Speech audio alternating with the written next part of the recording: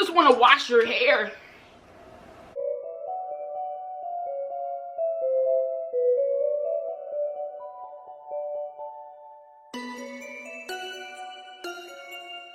Hey you guys, welcome back to my channel. It's the one and only Mimi here. If you're new here, make sure you click that red subscribe button to join my squad.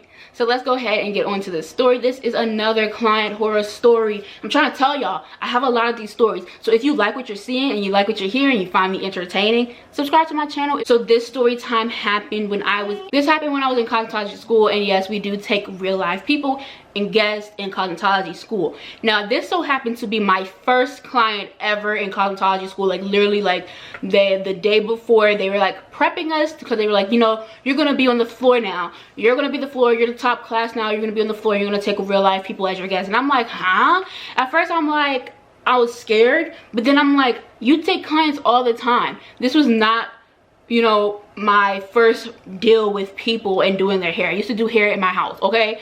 But I was kind of nervous because I'm always nervous when I meet new people. That's just me being me. But I was nonetheless prepared. You know, they always told you when you go out on the floor, you throw everything else away and you become the best stylist that you can be. So I'm going out there. They said, I'm like, what do I have today? And they said that it's going to be a woman's haircut. We do not know these people before they come in. We don't know how they're going to act. We just know that they've been here before. Now let me tell you about clients that come to a cosmetology school to get their hair done, because I understand, some people don't understand that they are students learning to be a cosmetologist, that we are not professional, we are working under somebody's license, that we are not professional hairstylists yet, okay? That we are still students trying to learn, and some things may not be how a professional hair salon might be, because we are students at the time, okay? Some people understand that, some people don't, even though we are required to tell them that we are students here working under our service learning leader, whatever, and they will agree to it. They literally have to do it in writing and they'll agree to it. But you know, some people don't understand that.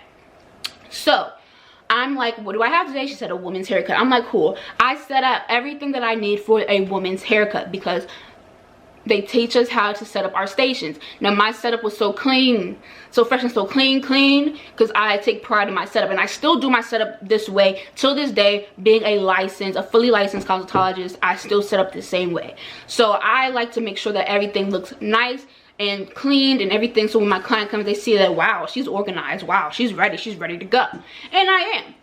So I'm waiting, talking to some of my classmates, and then I get tapped on my shoulder by the receptionist. She gives me the ticket and was like, hey, your client's here. So I'm like, okay, so this is my first client. I think I was one of the first people in my class to get like a client first. Like, so I was like, okay, cool.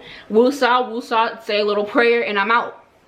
So I go up to the lady. I'm like, hi, my name is Tamia. I'll be your stylist today. You can go ahead and follow me. And then she goes, what? Huh? What was your name again?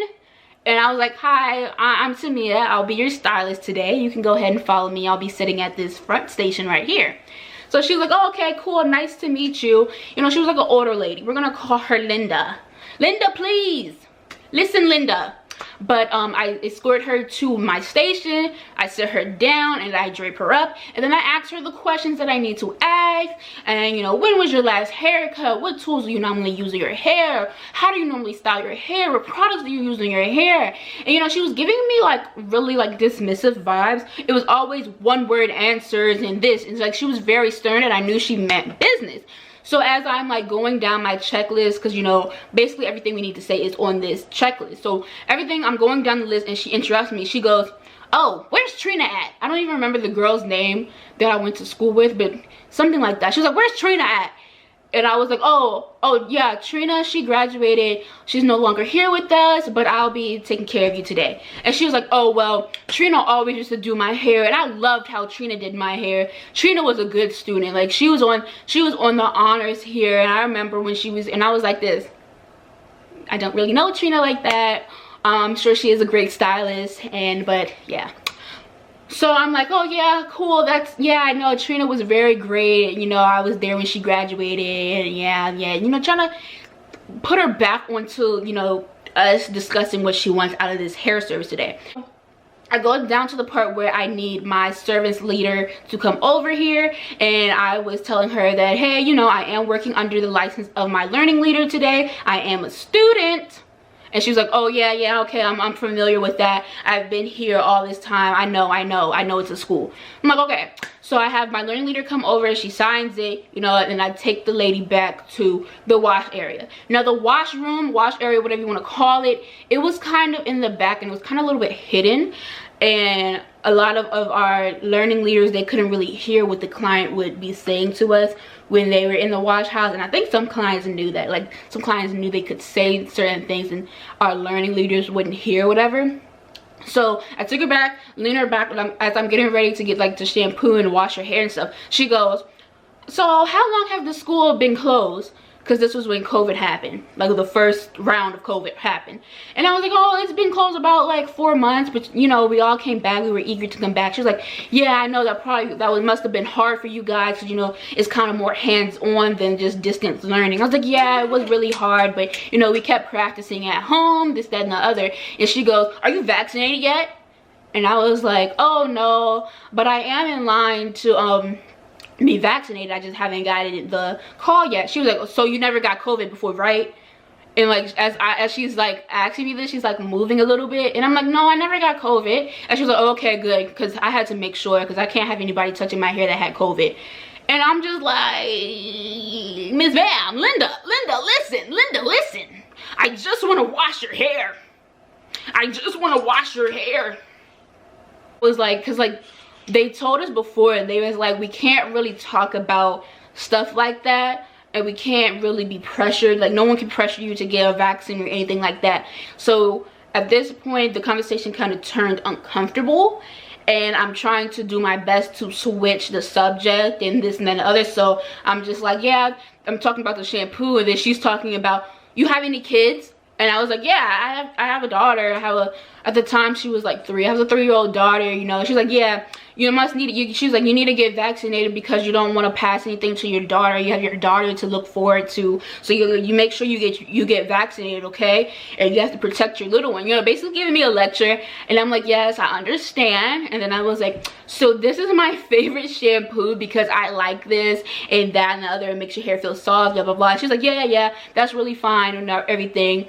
And I like the smell of it too. So okay, I'm washing her hair. At this point the conversation is dead. She's not talking to me anymore. She's just relaxing her wash experience, and I prefer to not really talk to people anyway when I'm doing hair, because I like to concentrate. That's just me. So I'm washing her hair, and you know, I got her rinsed out, conditioned, rinsed out, and so now I'm taking her back to my station.